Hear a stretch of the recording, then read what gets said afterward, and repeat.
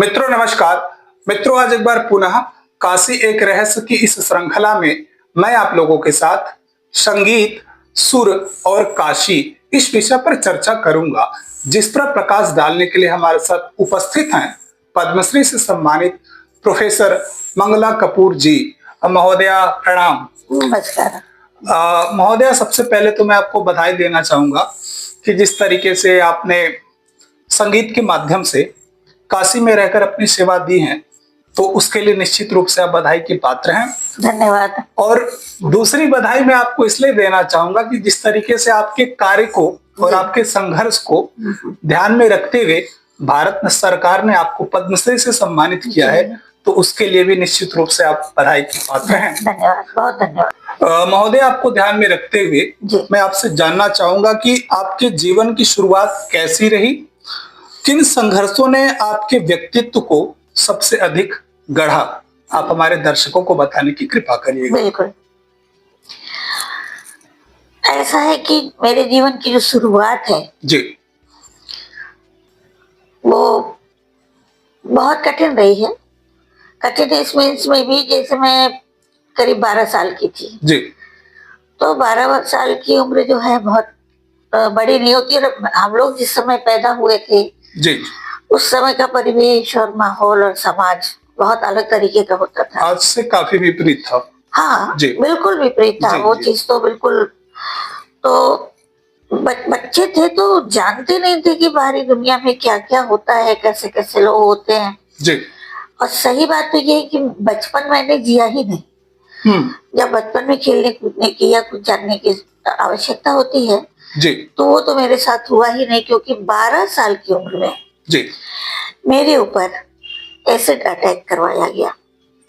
करवाया किसने? हमारे यहाँ बनारसी साड़ी का बिजनेस होता था, तो बिजनेस के जो प्रतिद्वंदी थे जी, उन लोगों ने हमारे घर के नौकर को पैसा दे करके, और मैं रात को सो रही थी तो रात के समय एसिड डलवाया नौकर से। नौकर से। इसलिए नौकर की तो घर तक पैठ जी, अंदर जी, तक जी, हो सकती थी, और वो ऐसे तो रात को चला जाया करता था। उस दिन मुझे लगता है वो दरवाजा बंद होने के पहले कहीं बैठा था। तो रात 2:30 बजे करीब मुझे लगा कि मेरे ऊपर कुछ गरम गरम सा पड़ा और मैं बेतहाशा चिल्लाने लग गई। लोग उठे, देखा, लाइट जलाया, देखा, चाचा जी ने तुरंत कहा ये तो तेजाब है। और उसके बाद मैं चीखते चीखते बेहोश हो गई। चाचा जी ने गोदी में उठाया और बगल में एक हॉस्पिटल था, वहां लेके गए। उन्होंने लिया नहीं, उन्होंने कहा कि ये पुलिस केस हो गया है, आप इनको किसी सरकारी अस्पताल में ले जाइए। तो यहाँ कबीर चौराहे करके एक जगह है, अस्पताल है, बहुत बड़ा सरकारी अस्पताल है। तो तुरंत फिर वहां लेकर के गए, वहां एडमिट किया गया और मैं बिल्कुल चेतना शून्य हो गई, बेहोश हो चुकी थी। और दूसरे दिन काफी देर से मुझे खुद से जो होश आता है वो आया जी। और तब तक मेरा जो चेहरा है एकदम काला होके भारी भारी सा और काफी सूज गया। फिर होश आया तो मैं फिर दर्द और पीड़ा से चिल्ला रही थी। डॉक्टर्स आए, ट्रीटमेंट शुरू किया गया और ट्रीटमेंट के नाम पे बहुत कुछ नहीं करते थे वो लोग। खाली एक मलहम आती थी, वो पूरे चेहरे पर लगा करके और छोड़ देते थे।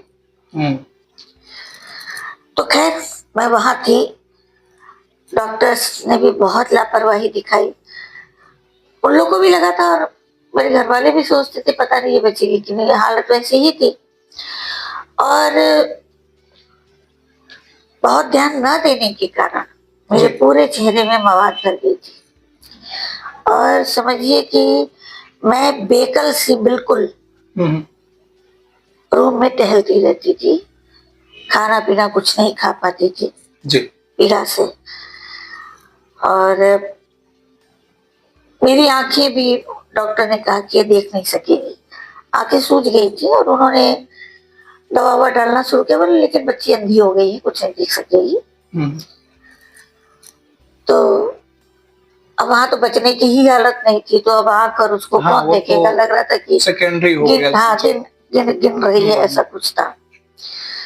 खैर जीवन था, बच गई, भगवान की कृपा। हाँ बच गई। और एक चर्चा करना बहुत लोग विश्वास नहीं करते हैं इन बातों पर, लेकिन मैं बहुत आध्यात्मिक फैमिली से हूँ। मेरे घर में आध्यात्म का पूरा माहौल रहा था और अभी भी है, वैसा ही है। तो शीतलाष्टमी करके पड़ता है पूजन माँ का, शीतला का।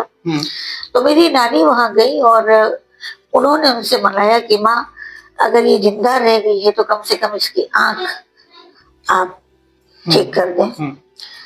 फिर वहां से वो आई हॉस्पिटल में और उन्होंने वहां का जल और पुष्प जो है मेरी आंखों से लगाया और करीब आधा घंटा बीता होगा, मुझे कुछ उजाला उजाला से दिखाई दिया।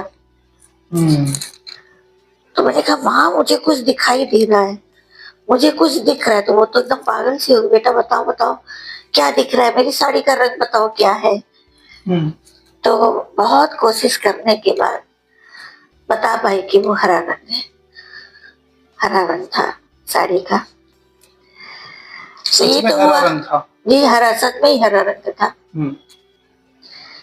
तो देखना तो शुरू हो गया। डॉक्टर साहब को आश्चर्य हुआ कि जिस आंखों में मैंने जीवन देखा ही नहीं था और उसमें इस तरह से ज्योति आ जाना हम लोग के लिए भी बहुत बड़ी मतलब बात रही है।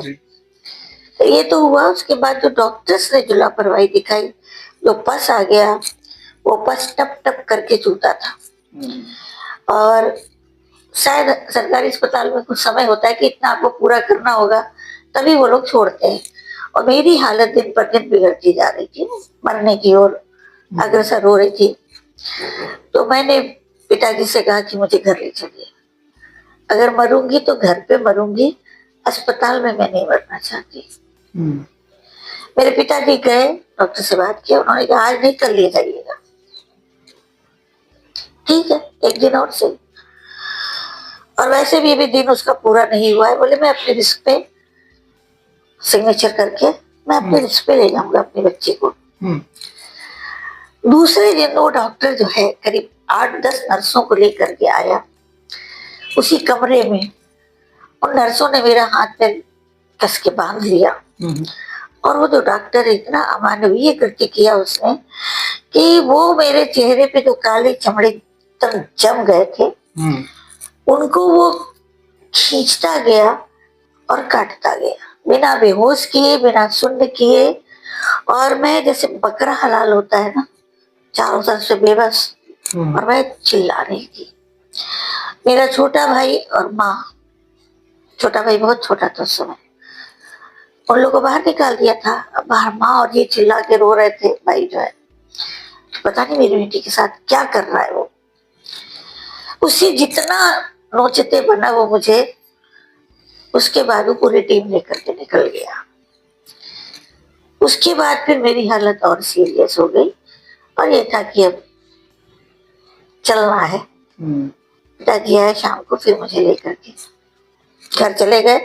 घर में मुझे आंगन में लिटाया गया और मैं आपको बताऊं कि जो मरने के पहले की जो क्रिया होती है वो सब दान वगैरह वो सारा कुछ हो गया। लेकिन 2 दिन बीत गया, मैं बेहोश होती थी, फिर होश में आती थी, चिल्लाती थी, जो कि किसी से ना सहा जाता था ना देखा जाता था।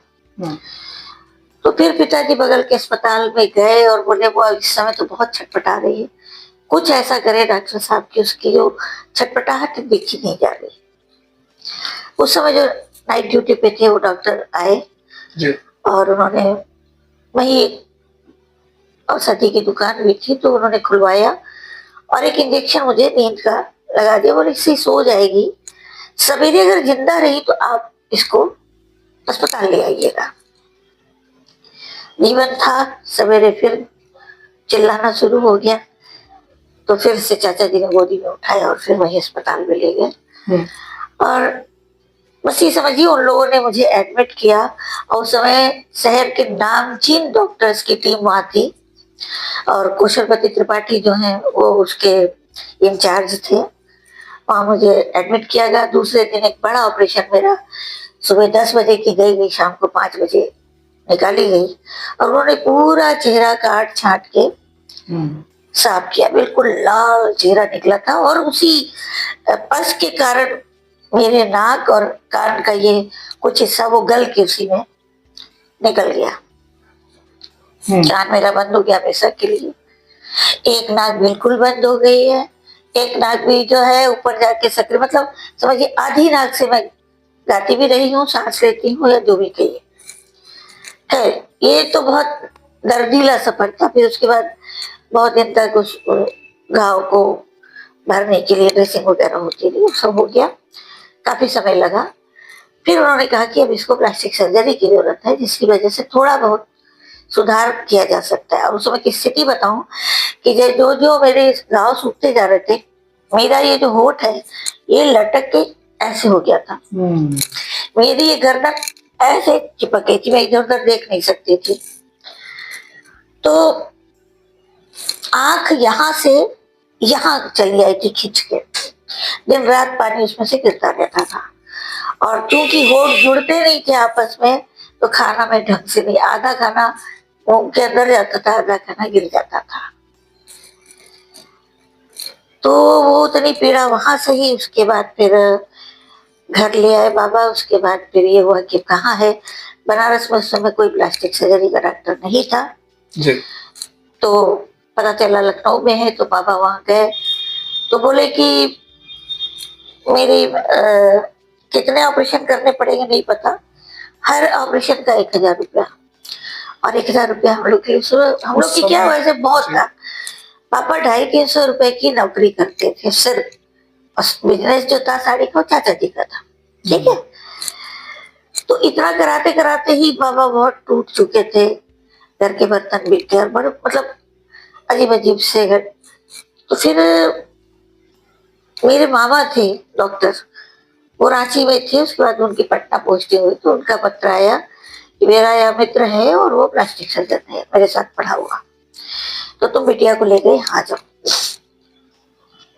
फिर मैं गई पटना और पटना में लगातार 3 साल एडमिट थी, जहां मेरे ही शरीर से स्किन ले लेकर के और जगह जगह की ये गाल में बहुत गड्ढे हो गए थे, तो ड्राफ्टिंग की जाती रही और इसको काटा गया, थोड़ा बहुत इसको सुधारा गया।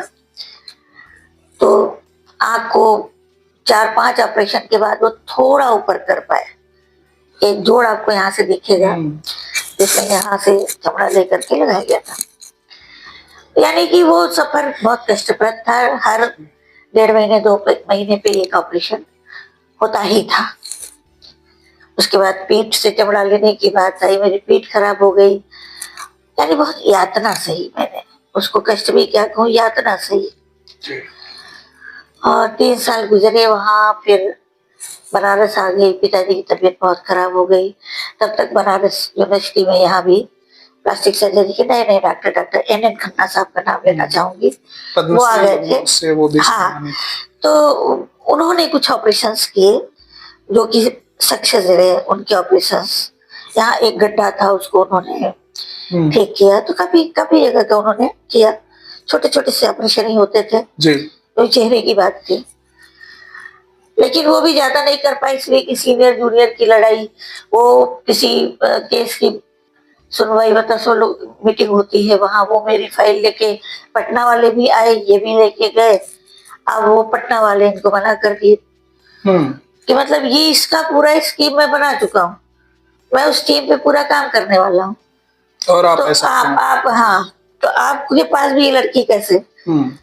तो उन्होंने बताया कि बनारस की है और मैं वहां उपलब्ध हूँ, इसलिए तो नहीं तुम अभी नए नए आए हो तो वो लड़की मेरे ही पास भेजो जाके। वो आए तो उन्होंने सीधे मना कर दिया कि ये सीनियर जूनियर की बात है, मैं तो अभी अभी तुरंत नया इस फील्ड में आया हूँ, तो आप इसको वहां ले जाइए। तो फिर बाबा बोले कि ऐसा है डॉक्टर साहब कि हम अब कहीं ले जाने की हालत में नहीं है, आपको कभी दया आ जाए इस बच्ची पे तो जो भी करना होगा आप ही कीजिएगा, हम अब लेके इसको कहीं नहीं जाएंगे। और उसके बाद मैं घर में कैद हो गई। और आपको बता दूं इन सब प्रक्रिया में करीब 6 साल गुजर गए। यानी मैं 12 वर्ष की बच्ची से जवान हो गई, बेड पर 18 साल की हो गई। और तब जो जो दिन बीतता गया तो तब अनुभव होने लगा ये बहुत भयानक हो गया है। लोग बाहर निकलने पे बड़े मुंह जली जा रही है, नाक कट्टी जा रही है, ये वो। और रुपेश जी, ये सहना बहुत सहज नहीं होता है, नहीं समझ है ना। तो घर में किसी कोने में बैठी दुबकी बैठी रहती थी अंधेरे में, इसलिए कोई मुझसे बात न कर ले। कोई अगर घर आए तब तो और अंधेरे में चली जाती, मुझसे बात करने की कोशिश न करे, मुझे देख न ले, ये हदस हो गई थी। तो यात्रा ये हुआ कि इसको क्या किया जाए। मैं 7 में पढ़ती थी जब जली थी। 8 का बाबा ने फॉर्म भरवाया, उसमें सुविधा थी लड़कियों को प्राइवेट देने की। घर में ट्यूटर लगाया, मैं पढ़ी भी। लेकिन जब स्कूल में गई तो फिर वो लड़कियों ने मुझे जो घेर लिया, हंसने लगी, देखो कैसे, तो मैं वहीं बेहोश हो गई। फिर प्रिंसिपल ने अलग बिठाया, दिया वगैरह, क्वेश्चन पेपर वगैरह आया। तो फिर मुझे लगा ये है क्या, सब वॉश आउट हो गया मेरे दिमाग से। और ये लगा कि ये काला काला अक्षर है क्या, कुछ समझ नहीं, मैं शून्य हो गई थी एकदम। फिर घर ले आई। अब चिंता हुई, बच तो गई है लेकिन जीवन कैसे चलेगा जी। तो घर में पिताजी सितार बजाया करते थे, तो घर में जो बनारस के बड़े बड़े संगीतज्ञ हैं, पिताजी से मित्र थे वो लोग, और वो लोग घर आया करते थे बराबर। मेरा गला बचपन से बहुत अच्छा था, तो शौकिया आते थे जब न कोई बंदिश हमको सिखा जाते थे, बेटा ये राग है, इसका ये चलन है, इसकी ये बंदिश है। और मैं गाती थी तो वो लोग बड़े खुश होते थे। तो बहुत लोग आते थे, नामचीन महादेव मिश्रा जी और ये राजन साजन के पिताजी, वो लोग एकदम मित्रवत थे, घर आना जाना था, और कुछ लोग को सिखा के ही जाते थे। पिताजी को लगा इसका गला अच्छा है, क्यों ना इसको संगीत, इसलिए कि ये 4 लोगों के साथ बैठे, इसकी हिचक खत्म हो, लोगों से बात करना चाहे ये।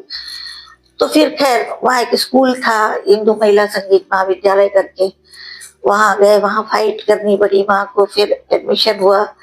फिर वहां से संगीत का सफर मेरा शुरू हुआ। मैंने वहां जाना, बहुत ढक ढका के, छोटा भाई साथ में जाता था और हंस के बैठी रहती थी। लेकिन ये कि रोज आने जाने से, कोई आने जाने वाले को देखेगा तो रोज कितना कहेगा, फिर कितने ताने मारेगा।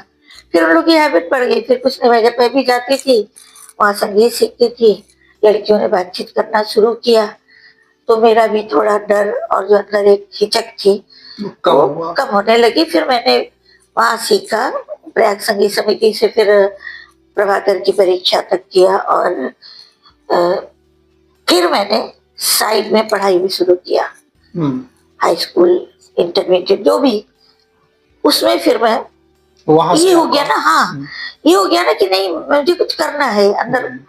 और जो अभी आपने पूछा कि आपकी प्रेरणा, मतलब आप कौन, आपको इतना पूछा, तो मैं अपने पिताजी का नाम लेना चाहूंगी। आज मैं जो हूँ, माता जी का तो खैर कहीं नहीं, वो त्याग करके घर में और दूसरे बच्चों को छोड़ के वो सालों साल मेरे साथ अस्पताल में मेरी देखरेख में लगी रही। और पिताजी ने हमेशा मुझे पुशअप किया कि बेटा एक लक्ष्य बना लो, तुम्हें वहां तक पहुंचने के लिए जो सहना पड़े, जितना संघर्ष करना पड़े, और जो भी सुनना पड़े, एक कान से सुनो दूसरे से निकाल दो, तभी कुछ कर पाओगी, और मैं हर कदम पे तुम्हारे साथ। अच्छा, पिताजी आपको इस जी जगह पर देख करके, अरे वो कितना प्रसन्न, बस यही एक पीड़ा रह गई कि मेरी सर्विस लगने के 2 महीने बाद ही वो चले गए। मैं उन्हें कुछ नहीं दे सकी, कोई सुख नहीं दे सकी। सबसे बड़ा सुख तो आपने ये दिया कि सर्विस में आने के बाद वो गए। पता तो चल ही गया था कि सर्विस में आ गई हैं। हाँ, तो ये जान गए थे कि अभी जी खा लेगी। तो फिर वही बीएचयू में, फिर पंचीकरण संकाय में मेरा एडमिशन हुआ। वहां से मैंने बीबीयूज, एमयूज, एमयूज में मेरा गोल्ड मेडल था। फिर पीएचडी किया प्रोफेसर डॉक्टर चित्तरंजन जोशी जी के अंडर में, निर्देशन में, वही मेरे गुरु हैं। और पीएचडी तक की यात्रा वहां पूरी की। और ये कि गुरुजनों का बहुत स्नेह मिला, तो फैकल्टी में कोई ऐसा नहीं था जो मुझे पसंद ना करता या मेरी आवाज के कारण, और बल्कि ज्यादा ही सिखा देते थे। मंगला तुम बहुत जल्दी सीखती हो, इसलिए इसकी एक बंदिश से और एक सीख लो, ऐसे कह के सिखाते थे लोग। गुरुजनों का प्यार था खूब। बहुत प्यार मिला, जिससे साहस बढ़ता है ना, उन्होंने साहस बढ़ाने का काम किया। और एक बात और रुपेश जी, का पढ़ाई, उसके बाद मैंने जब पढ़ाई भी की या यहाँ भी था, तो मेरा अभी तक का रिकॉर्ड है कि मैं एक सेकंड नहीं लगा है। अच्छा। थ्रू आउट फर्स्ट क्लास, वो भी जनरल में, और विथ डिस्टिंक्शन, दो विषय में। मेरी संस्कृत भी बहुत अच्छी थी, तो पूरा। और पीएचडी तो खैर भी पता है, गोल्ड मेडल, एमए में गोल्ड मेडल मिला, फिर पीएचडी पूरी की। और साइड में फिर मैं स्टेज प्रोग्राम देने लगी। कुछ लोग थे जिन्होंने, पहले तो बाबा राजी नहीं हुए, लेकिन बाद में लगा, क्योंकि थोड़ा डिप्रेशन में एक बार जा रही थी, तो डॉक्टर्स ने कहा इसको अभी अपने जीवन के बारे में सोचती है ज्यादा, तो इसको किसी ऐसे काम में लगाइए कि ये सोचना इसका बंद हो। अब संगीत से बढ़ के और क्या चीज है बताइए, है ना? वो तो साधना है, वो इस सीधे ईश्वर से जोड़ने वाली चीज है। तो प्रोग्राम ने मुझे ये जरूर किया कि मेरी एक अलग पहचान बना दी, और मुझे काशी की लता भी कहा जाने लगा। आवाज इतनी अच्छी थी कि मैंने हजारों प्रोग्राम दिए, और यही नहीं, मुझे लगता है साउथ छोड़ के हर जगह मैंने प्रोग्राम किया है। और बनारस में तो लोग उठा के रखा था बिल्कुल मेरी आवाज के कारण। कई जगह ऐसा हुआ चेहरा देख के गाने के लिए वो किया गया, लेकिन फिर आवाज सुनते ही एक अंधेरा करके मुझे खड़ा करते थे। लता जी को बुलाया है, लता जी को बुलाया है, लाइट करो, ये सब सुनने को मिलता था। खैर यात्रा थी। उसके बाद ये भी करने के बाद ये हुआ कि अब कहीं नौकरी ढूंढा जाए। तो सर्विस के लिए जगह जगह बैठती थी, वैकेंसी जहां से आती थी बैठती थी, और इंटरव्यू भी अच्छे होते थे। कहीं कहीं तो ऐसा भी हुआ कि मेरे गुरुजी ही लेने बैठे हैं। लेकिन देखिए, जब भाग्य में नहीं होता है, वहां क्या सुनने को मिला, नाम नहीं किसी का बताऊंगी, कि मेरा सारा स्टाफ सुंदर है, अब उसमें एक ऐसे आ जाएंगी तो अच्छा नहीं रहेगा। ये कह करके रिजेक्ट किया। इंटरव्यू अच्छा हुआ है, लेकिन मैं उन लोगों की साथ बैठने लायक नहीं हूँ, सूरत ऐसी है, तो लगता था कहीं चुपता था। उसके बाद बीएचयू से वैकेंसी निकली, और मैंने गुरुजी से और पिताजी से दोनों से कह दिया था कि ये आखिरी बार भर रही हूँ, अगर यहाँ भी नहीं हुआ आप फिर मंगला को नहीं देखेंगे। मैंने अभी तक बहुत हिम्मत से लड़ाई की है बाबा, लेकिन अब मेरी हिम्मत छूट रही है। खैर कृपा भई भगवान की, इंटरव्यू दिया यहाँ। उस समय आरपी रस्तोगी जी वाइस चांसलर थे यहाँ के, और जगह जगह मेरे प्रोग्राम्स बहुत होते थे। कई जगह से प्राइज भी जीत के युवा महोत्सव में लाती थी। तो यहाँ की प्रिंसिपल भी मुझे चाहती थी, और जो भी एक्सपर्ट बैठे थे, मेरा इंटरव्यू यहाँ भी अच्छा हुआ। और मुझे 42 या 45 लोग बैठे थे, जो कहीं रीडर थे, कहीं प्रोफेसर थे, लेकिन बीएचयू में लेक्चरर के पद के लिए भी उन्होंने भरा था और आए थे देने। उनमें से एक मेरा होना, मैं बताई ना, मुझे जैसे आकाश कुसुम वत लगा, प्राप्त करने लायक जैसा लगा। तो जब यहाँ लगी, मुझे विश्वास ही नहीं हुआ। मेरे पास दूसरे तीसरे दिन प्रिंसिपल का फोन गया, बेटा मंगला तुम्हारा हो गया है और कल ही आके ज्वाइन कर लो।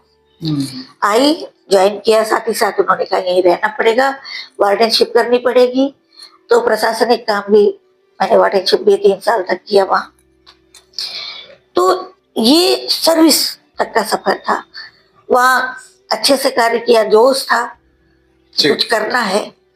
फिर आगे रीडर हुई, उसके बाद प्रोफेसर हुई, और वहां भी फंक्शंस वगैरह और ये सब अपने आप ही प्रिय हो गई थी मैं सबकी। एक आवाज के कारण मतलब बहुत अच्छा गाती है, और स्टूडेंट के साथ मेरा जो व्यवहार है, वो लोग भी मुझे मातृवत समझते थे। और जो भी मेरे अंडर में बच्चे, बाद में पीएचडी भी किया लोगों ने, लेकिन बहुत बच्चे मुझे माँ ही कहते हैं, मैडम नहीं कहते, माँ कहते हैं। तो वहां रहते हुए बहुत कुछ तो नहीं कर पाई, कुछ पुस्तकों का लेखन किया और प्रोफेसर हुई, 10 साल हेडशिप भी किया वहां। फिर जब रिटायर होके जब बैठी तब वो जीवन, क्योंकि सुनती भी थी कि रिटायरमेंट के बाद बड़ा बोरिंग हो जाता है और लोग नहीं रह पाते हैं। मेरा जो असल कार्य है रिटायरमेंट के बाद का है, वो ये कि एक तो वो जो कोरोना हो गया था, उसमें उसका फायदा उठाया मैंने। तो मैंने 5 पुस्तकों का लेखन किया, छठी लिख रही हूँ। और सबसे बड़ी बात, मैंने अपनी जीवन यात्रा को लिखा। आपने उसमें लिखा सीरत नाम है पुस्तक का। और उसके पीछे जो प्रेरणा रही है उसको लिखवाने की, वो मैं नाम लेना चाहूंगी प्रोफेसर चंद्रकला त्रिपाठी जी का, जो हमारे ही यहाँ हिंदी विभाग की वो थी। तो बहुत विदुषी महिला है वो। उन्होंने थोड़ा बहुत मेरे बारे में पूछा तो उन्होंने कहा भी कि मंगला जी, सुना है कि आपके ऊपर किसी लड़के ने, मुझे हंसी आ गई। मैंने कहा मैडम एक्सीडेंट है, प्रेम प्रसंग, मैं 12 साल की बच्ची थी और ये 1965 की घटना है। आप सोचिए उस बच्ची का क्या प्रेम प्रसंग रहा होगा, हम लोग जानते ही नहीं थे जबकि क्या होता है, से बातें, हाँ इतना सारा कुछ। तो बोली, तब उन्होंने फिर पूछना शुरू किया तो मैंने कहा मैडम ये हिस्ट्री है, बहुत लोग नहीं जानते, लोग बहुत लोग कहते भी हैं, मैं सुनती हूँ, ठीक है भाई, ये कयास जो भी जिसको जो लगाना है वो लगाए। लोग चांद तक को नहीं छोड़े तो हाँ, भगवान को नहीं छोड़ते तो मैं क्या चीज हूँ। सुनती थी, बहुत कुछ सुनती थी बाद में भी, ये भाई इनका तो अरे कहाँ लड़का और कहाँ चक्कर, को लोग नहीं छोड़े हैं। अगर यही होता तो मैं यहाँ तक जो संघर्ष, और संघर्ष ऐसे नहीं किया रुपेश जी, हम लोग की माली हालत बहुत खता, यानी आर्थिक, शारीरिक, मानसिक और सामाजिक चारों पीड़ा को सहते हुए कुछ नहीं था आपके पास, कुछ नहीं था पाने के सिवा सब कुछ खो चुके थे। और दूसरा ये कि मेरे पास बहुत कपड़े नहीं होते थे, 3-4 साड़ियां होती थी जिनको पहन के। और ये बताऊं कि मैं रहती थी कहाँ, संठा जी के मंदिर के उधर गलियों में। कभी कभी मेरे पास बिल्कुल पैसे नहीं होते थे और पैदल आती थी, मछली पैदल जाती थी। ये दोपहर से चलती थी फैकल्टी, वो धूप हो, बरसात हो, जाड़ा हो, अनवरत कई बार पैदल आई हूँ, पैदल गई, लगी रही, लेकिन है ना, हिम्मत आपने नहीं हारी, पड़ी बार बार, लेकिन फिर उठ जाती थी। वो हुआ, फिर मैंने कई पुस्तकों का लेखन किया, फिर मेरे अंडर में करीब 15 बच्चों ने PhD किया, वो 22 तक मैंने अभी पूरा कंप्लीट कराया। और उसके बाद मैं समाज से जुड़ गई, सामाजिक कार्यों में। तो सबसे बड़ी बात तो ये, कुछ समाज में तो मुझे खुद जोड़ा, एक ये मोटिवेशनल पर्सनालिटी है ये करके, और दूसरा मैं दिव्यांगों की संस्था आजकल बहुत सारी हो गई है, तो उनके साथ जुड़ के वर्क कर रही हूँ। जो कहीं से हीन है उनको जाती हूँ, उनके सामने बताती हूँ कि कैसे कैसे हिम्मत नहीं। और जनरल जो लोग हैं, जो लड़कियां बच्चे सुसाइड कर लेते हैं, फेल हो जाते हैं, नहीं आगे करना है, तो उनके लिए भी मोटिवेशन, यहाँ से लेके बाहर तक। अभी पीछे राजस्थान यूनिवर्सिटी में बुलाया गया था इसलिए, तो वहां मैंने बच्चों के साथ पूरा, तो इसके लिए बराबर बुलाई जाती हूँ, हर जगह मुझे सम्मान के लिए बुलाया जाता है, क्योंकि मैं बैठी नहीं। एक दुर्घटना जरूर बताऊंगी, ये 2007 की बात है जी। मैं कॉलेज में प्रिंसिपल ने बुलाया था, मैं प्रिंसिपल रूम में गई और वहीं गिर पड़ी। एक्चुअली हुआ क्या है, मेरे जितने ऑपरेशन, 36 ऑपरेशन हुए, 36। तो वो जो दवाएं पड़ी, जो ऑपरेशन हुए, उसका जो रिएक्शन था वो मेरी हड्डियों को कमजोर कर दिया। तो ये हड्डी यहाँ से टेढ़ी होना शुरू हो गई थी। एक होता है ऑस्टियोपोरोसिस, जो कैल्शियम की कमी से या किसी उससे होता है, ये ऑस्टियोपोरोसिस से और ऊपर की वो है पेजेट कहते हैं इसको। पेजेट में ये था कि कहीं भी थोड़ा भी टक्कर लगी हड्डी टूट जाती। तो पेजेट की वजह से ये हड्डी जो है बहुत कमजोर थी, मैं गिरी और ये मेरी थाई की जो बोन है ये 2 पीस में हो गई, एक इधर एक इधर। उस समय ड्यू टू टेंशन मेरा जो शुगर था, वो 400 के ऊपर हो गया। मुझे कभी शुगर नहीं था, तो बोले या तो हार्ट फेल कर जाती या ये शुगर बढ़ा दिया। ये लगा ना कि अरे बाप रे ये क्या हुआ, अब तो मैं कभी खड़ी नहीं। ये अंदर जो एक धक्का लगा। फिर मैं एडमिट थी, यहीं बीएचयू में ही एडमिट थी, और डॉक्टर निश्चित नहीं कर पा रहे थे कि ये उठेगी कि नहीं। फिर उन्होंने कहा रॉड डाल नहीं सकते, वो नहीं कर सकते, प्लेट जहां भी कसेंगे फिर वहां से टूट जाएगी। तो मैंने कहा ऐसा ही कुछ इलाज कीजिए कि कितना आपको आए बताए मंगला जी, आपको बहुत लेटना पड़ेगा, यही एक विकल्प हमारे पास है। हमने कहा सर बस जिसमें जान का खतरा ना हो, क्योंकि मेरे ऊपर अभी जिम्मेदारी है। माँ मेरे साथ रहती, भाई मेरे साथ छोटा रहता है, माँ थी, और माँ की पूरी जिम्मेदारी मेरे ऊपर। तो उन्होंने कहा नहीं ऐसा कुछ नहीं होगा। तो उन्होंने रुपेश भैया हमको यहाँ पे ड्रिलिंग करके और एक रॉड डाला, रॉड में लटकाया गया, ट्रैक्शन दिया गया अच्छा खासा, और बोले ये लंबा करीब 8 महीना मैंने गुजारा है। उसमें भी मैं तो ये कहूँगी शायद वो एक तपस्या थी जो चित्त लेटे। हमने इधर करवट ले सकते थे ना इधर। 8 महीने। 8 महीने। कुछ दिन बाद उन्होंने घर, क्योंकि घर पास में ही था, अरविंदो कॉलोनी में रहती थी, तो उन्होंने कहा मैडम आप देखो अपना यहाँ का प्राइवेट वार्ड में थी, यहाँ का खर्चा कुछ तो देना ही पड़ेगा आपको, तो घर में रहिए, और जब समय मैं बुलाऊं जिस समय उस समय तो स्ट्रेचर लाते थे भाई लोग, फिर ले जाते थे, दिखाते थे, और होता था कि क्या स्थिति है। वो हड्डियां अपने आप पास आती जा रही थी, आई, अब कमजोर जुड़ी लेकिन आपस में जुड़ी, और थोड़ा सा ऊंची नीची जुड़ी, ऊपर नीचे, अब थोड़ा सा ऊपर नीचे। कोई नहीं, उसके बाद ट्रैक्शन निकाला गया, उसके बाद लंबा फिजियोथेरेपी चला। और मुझे उस समय जब पहली बार खड़ा करने की कोशिश किया तो मैं चलना, मुझे लगा मैं कभी चली ही नहीं हूँ जीवन में, मैं चलूंगी कैसे, मैं पैर ही नहीं रख पाई, ये एकदम स्टिफ हो गया था ना बिल्कुल। तो वही तोड़ मरोड़ शुरू भई, लेटा के पैर मोड़ना, एक संघर्ष और बड़ा संघर्ष। उसके बाद खैर वो समय बीता। उसके बाद डॉक्टर ने वाकर पकड़ाया, वाकर से चलना बाकायदा सिखाया। इतनी सी कोई ऊंची जगह आ जाए तो मैं सोचने लगती थी उधर कैसे जाऊं, इतना। और वाकर लेके मैंने कॉलेज ज्वाइन किया, क्योंकि लीव विदाउट पे हो रही थी, और उसी पे तो सारा दारोमदार था, तो मैं वाकर लेके कॉलेज जाती थी। उसके बाद डॉक्टर ने मुझे 2 बैसाखी पकड़ाई, फिर मैं बैसाखियों से चली बहुत दिन तक, और फिर उसके बाद एक बैसाखी पकड़ाई, उसे चलना सिखाते थे, उतरना चढ़ना सिखाते थे, फिर एक बैसाखी से चली बहुत दिन तक, और अब एक स्टिक लेके चलती हूँ। घर में तो नहीं प्रयोग करती, लेकिन बाहर जाती हूँ तो डॉक्टर का कहना है कि अब अगर आप गिरी तो फिर कभी उठ नहीं पाएंगी, तो बड़ा बचा के।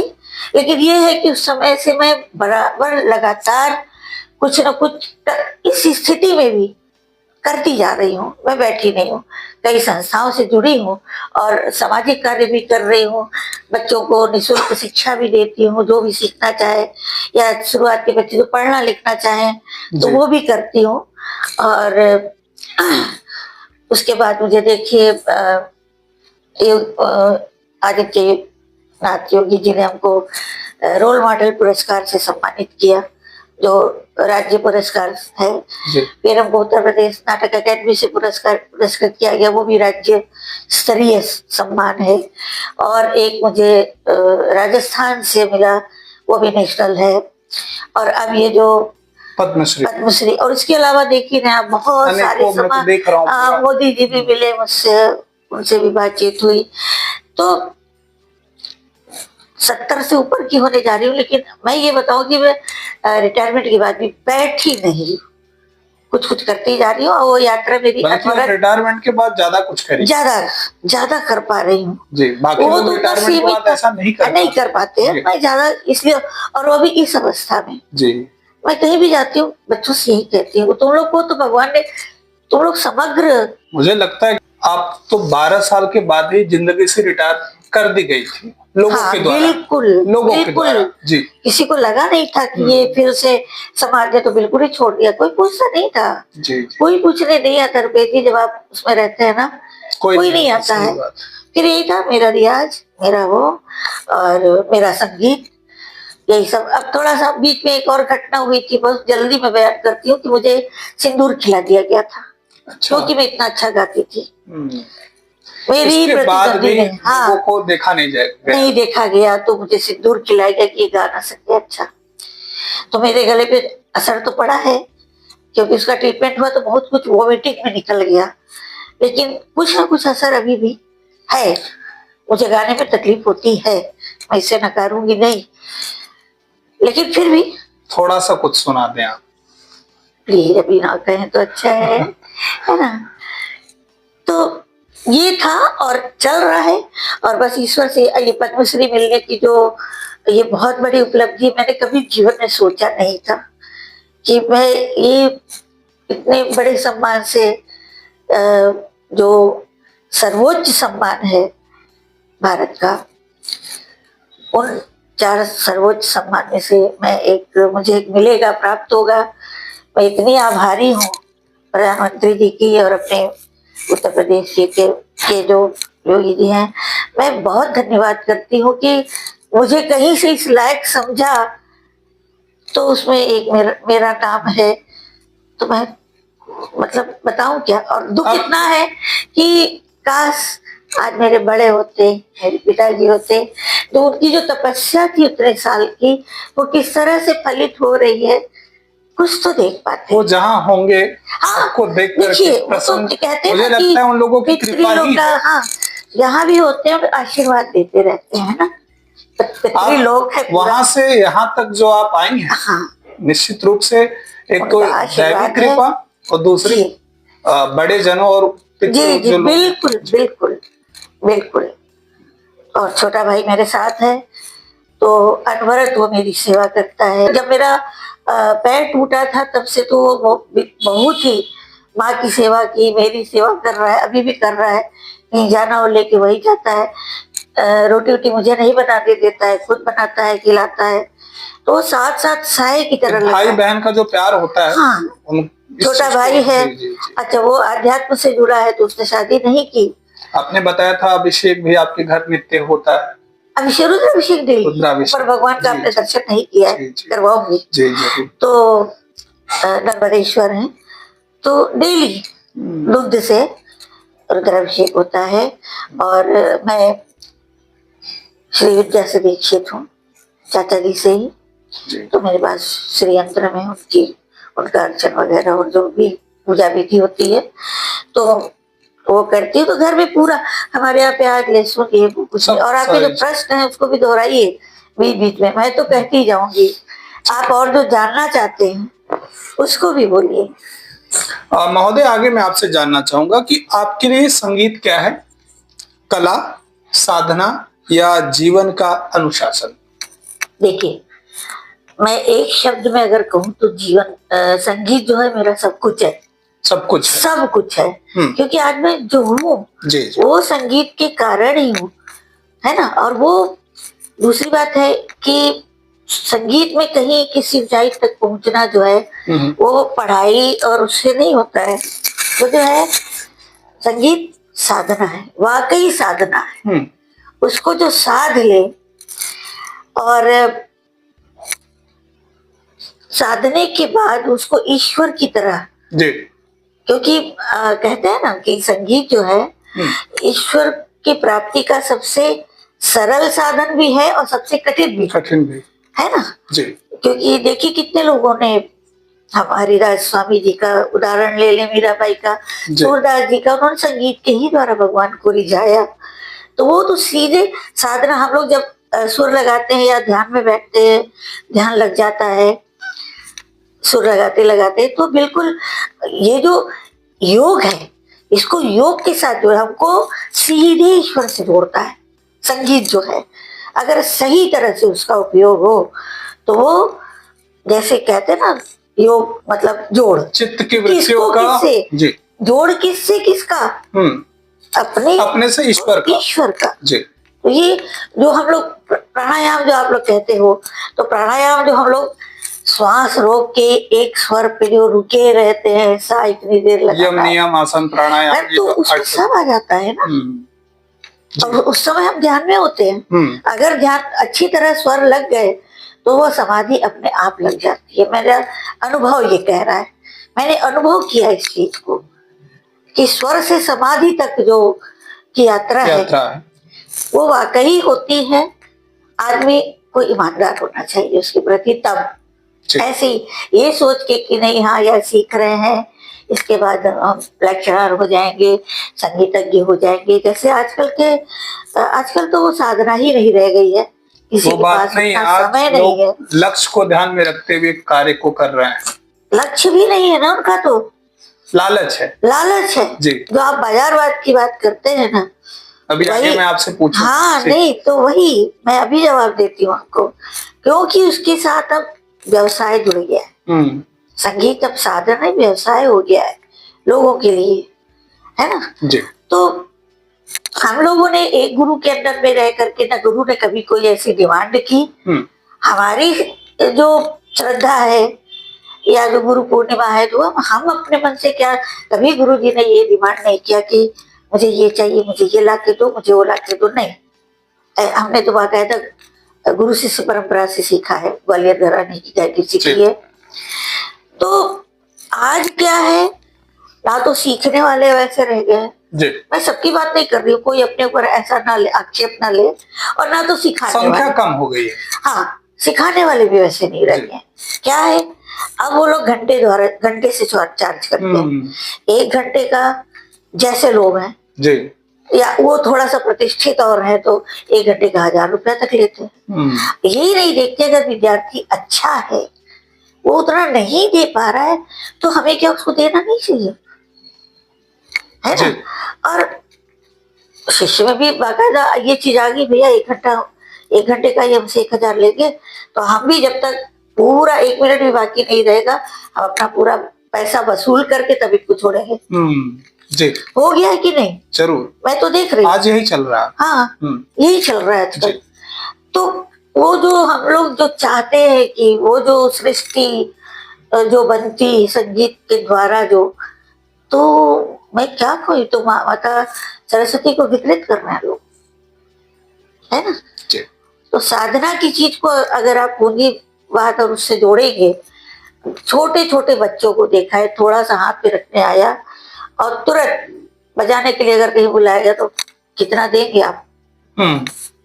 अभी अच्छी तरह सीखा नहीं है, डिमांड हो जाती है कि आप कितना देंगे। अरे भैया तुम्हें मंच मिल रहा है, बैठ रहे हो किसी कलाकार के साथ, बजा रहे हो या गा रहे हो, ये बड़ी उपलब्धि नहीं है। तुमने तुरंत पैसे की डिमांड की, तुम्हारे दिमाग में कहीं पैसा है, संगीत नहीं है, वहां पैसा है। और जहाँ पैसा है फिर संगीत नहीं हो सकता। नहीं होगा ना। देखिए खाली संगीत की बात नहीं, व्यवसाय जिस भी चीज के साथ जुड़ेगा, है ना, कोई भी उसकी क्वालिटी जो है वो नहीं रह पाएगी, क्वालिटी नहीं देगा आदमी फिर। माते आगे मैं आपसे जानना चाहूंगा कि काशी के वातावरण ने आपके संगीत बोध को किस तरह आकार दिया?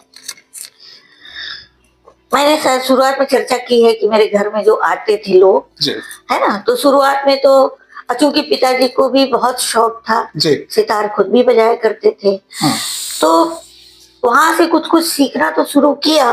लेकिन बीच में जो इतने साल का जो गैप था, बहुत साल का, तो अब मैं इसको क्या कहूँ, मैं क्या कहूँ कि उसने जो भी पढ़ाई की उसको विश्वविद्यालय ही शिक्षा कहेंगे, और जो पीएचडी किया तो उसमें लगता था कि हाँ कुछ गायकी सीखा। तो संगीत बोध तो अंदर बहुत था, लेकिन उसको संवारा सजाया कब, जब हम आगे बढ़े, एडमिशन लिया, तो वातावरण ही पूरा वहाँ का, उस मंच कला संकाय का पूरा, वहाँ कहीं सितार बज रहा है, कहीं वो बज रहा है। और फिर दूसरा ये कि मैंने बताया मैं स्टेज करती थी, तो मुझे उभारा किसने, उसने नेम फेम मुझे वहीं से मिला। तो संगीत तो मेरे जीवन के लिए मतलब मैं क्या कहूँ, सब कुछ है, बताया ना अभी, मेरे लिए सब कुछ है।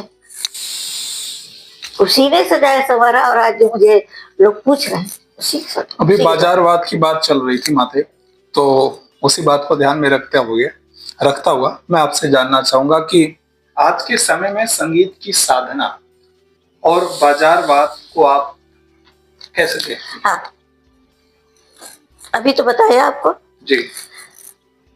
संगीत में साधना जैसा तो कुछ नहीं रह गया है। मतलब हमको लगता है बहुत कम लोग ऐसे होंगे जो 4 घंटा रियाज कर रहे हो, है ना। अपने गुरुजनों का सुना 8-8 घंटा, वो लोग 10-10 घंटा, और उसके ऊपर इतना गीजा लेना पड़ता है, ऐसे नहीं चिल्लाता आदमी, है ना। तो आज तो मजाक बना के रख दिया है संगीत को, है ना। संगीत को मजाक बना के रख दिया है, जबकि मजाक नहीं, बहुत पवित्र चीज है और उसको उसी तरह बरतना चाहिए जैसा उसका स्वरूप है। आप सरस्वती की प्रतिमा देखिए, उनके आगे बैठ के गाइए कुछ, तो आप में, और जहां दिमाग में वही जो बाजारवाद, पूंजीवाद, व्यापार, जो भी कह रहे हैं आप, तो क्या हुआ है, एक खाली बढ़ोतरी ये हुई है संगीत की कि कुछ लिमिटेड लोग थे जो संगीत में, हमारे समय में जानते हैं आप, मैं लड़की थी, संगीत लिया मैंने, तो उस समय लड़कों को भी जब संगीत सीखने के लिए जाते थे तो माँ बाप कहते थे कि तुम क्या गवैया नचवैया बनोगे अब, कि कुछ पढ़ाई वढ़ाई भी, इसको पढ़ाई कुछ मानते ही नहीं थे। संगीत, अच्छा संगीत सीख, अच्छा अच्छा गाने में पीएचडी किया, अच्छा अच्छा, उसमें पीएचडी कैसे होता है? अब भैया जो उस सागर को तैर के पार करेगा ना, तब समझ में आएगा कि वो क्या है, उसकी गहराई मैं जानती हूँ। बाकी सारी चीजें मुझे लग रहा है नहीं, आप किसी भी और सब्जेक्ट में पीएचडी कर ले, वो सरल है, किताबें पढ़ के करी जा सकती है। हाँ, इसमें तो पूरा, जब तक आप प्रैक्टिकल नहीं जानोगे, उसकी आत्मा को नहीं जानोगे, और उसमें समय लगता है जरूर, है ना। और आप साधक बनना नहीं चाहते, तो हुआ क्या है, विद्यालय में हर जगह कोर्स बन गए हैं, वो एक सब्जेक्ट के रूप में डाल दिया गया है, और अगर उसमें 10 राग हैं तो साल भर में अगर टीचर 4 भी सिखा पाए तो बस उतने में एग्जाम करा दिया, और वो क्लास आगे चला गया, और जो 6 राग बच गए थे वो गए, है ना। क्योंकि उनको हाँ सिखाने, भाई वो भी क्या करें, उनको उतने समय में कोर्स पूरा करना है। अब तो सेमेस्टर आ गया है, 6 महीने, तो आपने लंबा उसका वो बना दिया है। अब एक सेमेस्टर खत्म होते होते दूसरा आ जाता है, इस सेमेस्टर का ही कोर्स पूरा नहीं हो पाता। तो नो डाउट जगह जगह फैल तो गया है। बच्चे क्यों सीखना चाहते हैं? जब से रियलिटी शो शुरू हुए हैं, छोटे छोटे बच्चों ने गाना शुरू किया, स्टेज शुरू किया है, तो हुआ क्या, श्रोताओं की जो ऑडियंस है, जो उनके पेरेंट्स हैं, उनकी रुचि उधर ज्यादा बढ़ी कि मेरा बेटा भी ऐसे गाए। लेकिन जो भी वहां आते हैं जज बन के, जो उसको जज करते हैं, देखिए सब यही कहते हैं कि बेटा किसी से सीखते हो, नहीं तो कोई गुरु करो, तुम्हारी आवाज अच्छी है, तुम्हारी पहुंच अच्छी है, तो तुम सीखो बाकायदा। तो क्या सीखो? शास्त्रीय संगीत सीखो ना। कैसेट से सुन सुन के तो बच्चे गाना उठा ही लेते हैं, है ना। तो शास्त्रीय सब यही देते हैं, लेकिन बच्चे जब सीखने आते हैं, मैं आपको बताऊं, मंच कला संकाय की क्या स्थिति है, डिप्लोमा शुरू होता है, जब डिप्लोमा का जब एडमिशन शुरू होता है, 150-200 बच्चे बैठते हैं परीक्षा के लिए, और लेकिन जब वो शुरू होता है सारे गा मा पा धा नि सा और आ करना, कहते हैं अरे यार ये है संगीत। तो 6 महीना बीतते बीतते वो आधे से भी कम रह जाते हैं, 30-40 रह जाते हैं, फिर और भी बीच में छोड़ के चल देते हैं। तो कोई रियाज नहीं करना चाहता, सोचता है कि बस संगीत तो क्या है, हमने सुन लिया, गा लिया, बहुत है। तो प्रचार प्रसार तो है, क्वालिटी घट गई है, बहुत घट गई है, क्वालिटी नहीं। माते अभी आपने डिजिटल की बात करी, हाँ, तो आज के दौर में जब संगीत मंची और डिजिटल हो गया है, तब काशी की संगीत आत्मा को कैसे बचाया जाए? देखिए ऐसा है, हमारे जितने प्रतिष्ठित कलाकार, यानी जिसके कारण काशी को जानते हैं या काशी में रहने के कारण उनको जानते हैं, दोनों ही बात है। इतने बड़े बड़े अब तो खान साहब जानते हैं कितने कितने देर रियाज करते थे भगोर से बैठ के। नहीं। और उनकी कमरा एक उनका मंगला गौरी एक जगह है गंगा घाट के ऊपर, उनकी वो कोठरी आज भी है। हाँ। शहनाई जो हाँ खान साहब, हाँ उन्हीं की बात कर रही हूँ खान साहब की, कि वहां बैठ के वो रियाज करते थे हैं। और 8 घंटा कितना बीत जाता है फिर अगर आदमी रम गया ना तो समय की सीमा नहीं रहती है। आज हम बैठ रहे हैं तो 1 ही घंटा करेंगे। आनंद के लिए बजाते थे तो फिर वही उसमें फिर पारंगत हो जाते थे, है ना। अभी ना तो वैसे बताया तो आपको जी। ना बड़े बूढ़े वैसे सिखाने वाले रह गए ना बच्चे उतना देना। अब पता नहीं भविष्य में क्या होगा, मैं नहीं जानती। कोई अवतार आएगा जो फिर से संगीत को, जबकि इतने बड़े बड़े कलाकार जो भी हुए सब काशी के। माते, संघर्ष से गुजर रहे युवाओं के लिए आपका सबसे बड़ा जीवन सूत्र क्या हो?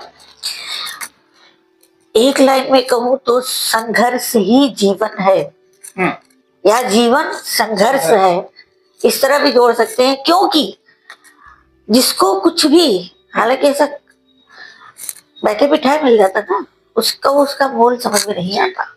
और जो बहुत संघर्ष के बाद किसी चीज को प्राप्त करता है वो छोटा सा भी तो वाह क्या बात है, हमने इतना अच्छे से किया कि हमको ये मिला, वो खुशी एक अलग होती है ना? हाँ बिल्कुल। तो हम ये कहना चाहेंगे कि हर व्यक्ति को, हर बच्चों को, हर या मेरे जैसी जो एसिड अटैक पीड़िता है, रेप पीड़ित लोग हैं, और जो जैसे कि मैंने देखा हमारे दिव्यांग बच्चे कहाँ से कहाँ निकल गए हैं। हाथ नहीं है, पैर नहीं है, वो दौड़ में लगे, कोई डॉक्टर बन गया है तो कोई इंजीनियर बन गया है। अभी कमिश्नर जो है देखिए कैसे है, वो भी दिव्यांग है। और सबसे बड़ी बात, मोदी जी तो बहुत धन्यवाद के पात्र हैं। जो थोड़ा सा चयन, शब्दों का चयन, विकलांग जिनको कहते थे, विकलांग शब्द बहुत सुन के बहुत खराब लगता था। तो दिव्यांग शब्द अपने आप में, भैया आप दिव्य हो, दिव्य आत्मा है ना, तो इसके कुछ नहीं वो कर पा रहा है।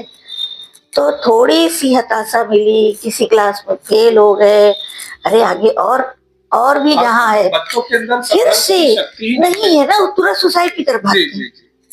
फेल हो गए, माँ से क्या कहेंगे, बाबा से क्या।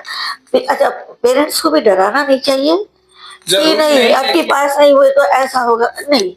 अच्छा, दूसरी एक बात और कहना चाहूंगी पेरेंट्स के लिए कि कभी भी अपनी मर्जी बच्चों पे ना थोपे। मैं डॉक्टर हूँ, तुमको डॉक्टर ही बनना है, बच्चे की रुचि उधर नहीं है, बच्चे की रुचि कहीं और है। तो जिसमें रुचि होगी वो काम वो बहुत अच्छी तरह कर पाएगा। आप जबरदस्ती उसको इंजीनियर मत बनाइए, है ना। तो पेरेंट्स को भी थोड़ा ध्यान देना चाहिए। तो उस चीज से बढ़े, और जो कुछ भी आप जिस सब्जेक्ट को चुने, जिस विषय को चुने, उसमें उन्नति करने के लिए आपको जो भी संघर्ष करना पड़े उससे विचलित आगे भागे ना, उसका सामना करिए। बहुत चुनौतियां आती है, ऐसे नहीं आती है ना। तो उसको सामना करें, उसका और आगे बढ़े, उत्तरोत्तर उन्नति करें। और माते, आगे मैं आपसे जानना चाहूंगा कि पद्मश्री सम्मान प्राप्त करते समय आपके मन में सबसे पहला भाव क्या था? देखिए, अभी तो घोषित हुआ है जी, प्राप्त तो होगा जब वहां से जाऊंगी लेने के लिए। लेकिन जैसे ही सुना पहला शब्द, जैसे वहां से मंत्रालय से फोन आया, मैं सही बताऊं आपको, पहले फोन मैंने लगा फेक कॉल है, मुझे विश्वास नहीं हुआ था, सही कह रही हूँ। फिर दोबारा फोन आया, फिर डीएम का फोन आया, फिर आने लगे फोन लगातार, फिर बधाई के पात्र वो फोन से आने लगी, तो मैं एकदम सन्न रह गई। और सबसे मेरे आंसू गिरा उस दिन, और सिर्फ ये लगा कि आज माँ बाबा में से कोई तो होता जिसको मैं ये खुशी बता सकती कि देखिए आपकी बेटी। जब असफलताएं थी तब वो लोग थे, और जब सफल हो गए, हाँ, तो वही वो चीजें खलती है, अंदर तक खलती है कहीं, कि उनको जो खुशी होती है वो दुनिया का कोई व्यक्ति उतनी खुशी नहीं, कुछ नहीं हो सकता। मैं जानती हूँ इस बात को। एक मुझे लगता है कि दुनिया में जितने भी लोग हैं वो सब चाहते हैं कि आप हमसे नीचे रहें। जी। माँ बाप ऐसे होते हाँ, हैं, जो चाहते हैं कि मेरा बच्चा आगे बढ़े, से ऊपर जाए। आगे बढ़े, जी। है ना। तो तो बस सबसे पहला तो यही आया था। और उसके बाद सब कहीं कोई बुला रहा है सम्मान के लिए, कहीं चीफ गेस्ट, कहीं ये वो मुझे लग रहा है सब सपना में चल रहा है। ये हो रहा है मेरे साथ सही में, ये होता है कभी कभी। मैं सपना देख रही हूँ। हाँ, ये सचमुच हो रहा है ऐसा। माते, इस सम्मान के बाद आपके दायित्वों में क्या परिवर्तन आया? परिवर्तन देखिए, सबसे बड़ा परिवर्तन तो आ चुका मेरे अंदर बहुत पहले से कि ये समाज को जागरूक करना है। खाली मैं ही इसकी पात्र नहीं हूँ, और लोग भी मेरी तरह संघर्ष करें, आगे आए।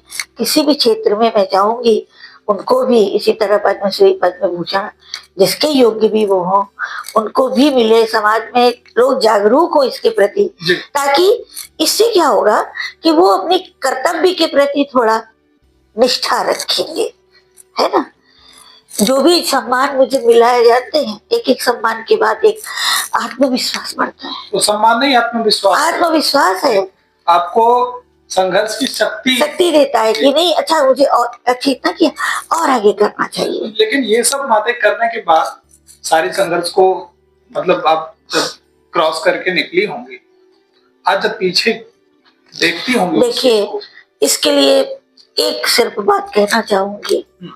मुझे जो लगता है, मुझे ये लगता है कि मंगला कपूर ने एक जन्म में कई जन्म जी लिया। वो इसलिए लगता है कि वो जो बचपन वाली मंगला थी वो कोई और थी, जिसने इतना ऑपरेशन सहा, संघर्ष मत से इतने ऑपरेशन से गुजरी, वो कोई और थी। उसके बाद इतने संघर्ष से पढ़ाई किया। आपको पता है, मैं दूसरों की पास आउट करे हुए जो बच्चे होते थे उनकी किताबें मांग मांग के लाती थी। आर्थिक स्थिति बहुत अच्छी है, वही पढ़ती थी और खुद से पढ़ा, और थ्रू आउट फर्स्ट क्लास है, मेरा गोल्ड मेडल है, क्या चाहिए।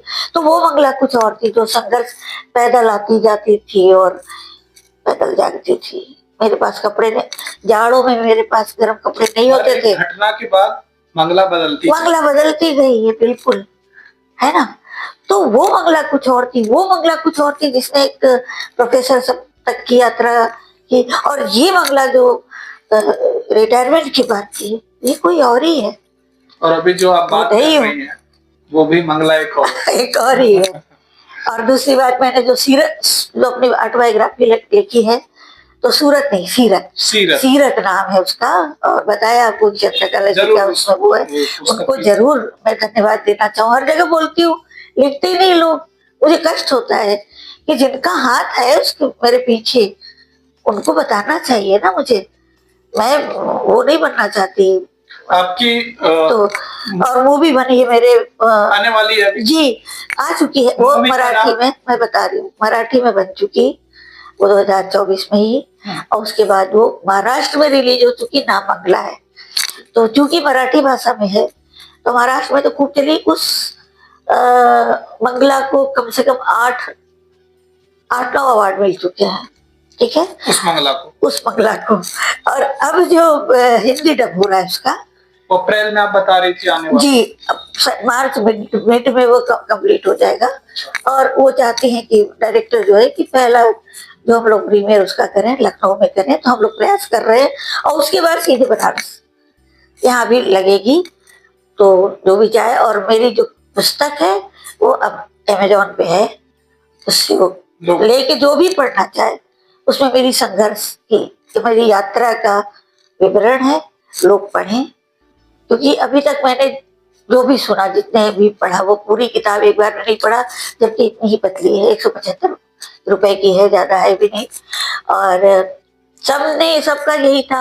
अननोन नंबर से मुझे मेल और फोन आते थे कि मैडम आपकी किताब 6-7 पन्ना पढ़ने के बाद रख देना पड़ता है, क्योंकि इतनी रुलाई आती है, तो सहज नहीं है उस किताब को पढ़ना भी, है ना। तो अच्छा रिस्पॉन्स है इसका, और लोग उससे सीखें, आगे बढ़ने की प्रेरणा सबको मिले, यही चाहती हूँ। एक लाइन में अगर मैं आपको कहूँ कि मंगला एक रूप अनेक, रूप एक बिल्कुल है, जी। मंगला एक रूप है। माते, मैं वैसे तो महोदया शब्द का ही प्रयोग करता हूँ, लेकिन रोक नहीं ठीक पा रहा है, हूँ। ठीक है। और माते, आगे मैं आपसे जानना चाहूंगा कि संघर्ष, सुर और काशी, इन तीनों शब्दों में आप अपने जीवन को कैसे समेटे? देखिए,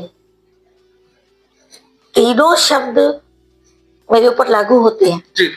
सबसे बड़ी बात तो मैं काशी की हूँ, बाबा विश्वनाथ की नगरी कि यही पैदा, और बिल्कुल गंगा किनारे पैदा हुई हूँ और गंगा जी के किनारे रही हूँ इतने सालों तक। तो सबसे बड़े गर्व की बात है मेरे लिए कि मैं काशी में पैदा हूँ, काशी वासी हूँ, है ना। जहाँ आज दुनिया उमड़ी पड़ी आ रही है, आज बड़ी आ रही है, लेकिन मैं तो काशी में जन्म ही ली हूँ, बड़ी हुई, सारा कुछ किया है। संघर्ष आपको बताया ही, जीवन भर रहा। और सुर ने ही मुझे यहाँ तक पहुंचाया है कि आज मैं पद्मश्री से सम्मानित हुई। तो अगर मैं कहूँ, मेरा चेहरा देखा के थोड़ी मिलता है कुछ भी, मेरा काम ऐसा रहा है।